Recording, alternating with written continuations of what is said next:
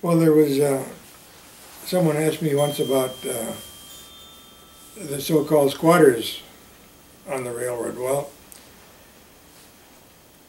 we ran into them quite often because living in St. Olaf Avenue and going over to high school, which was now Carleton's Arts Building, we had a path off of St. Olaf Avenue across the railroad property down behind the creamery, which is where Erickson's gas station is now.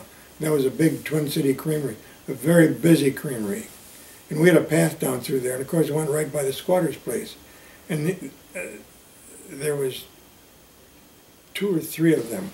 The one I remember the most was a little guy. He was a very small guy, and he had a little shack sitting in between the tracks, which nobody bothered.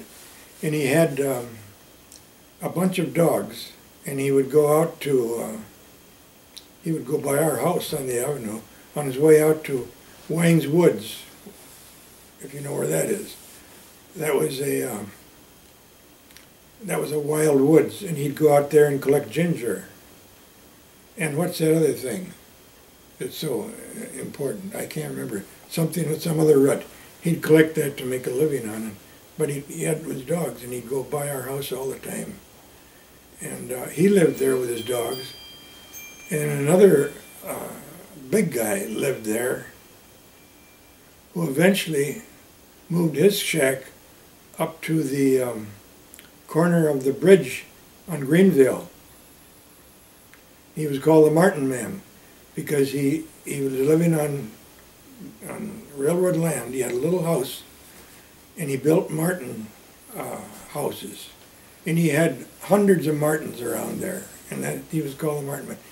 And they were both, the little guy was not talkative, but this fellow was very nice.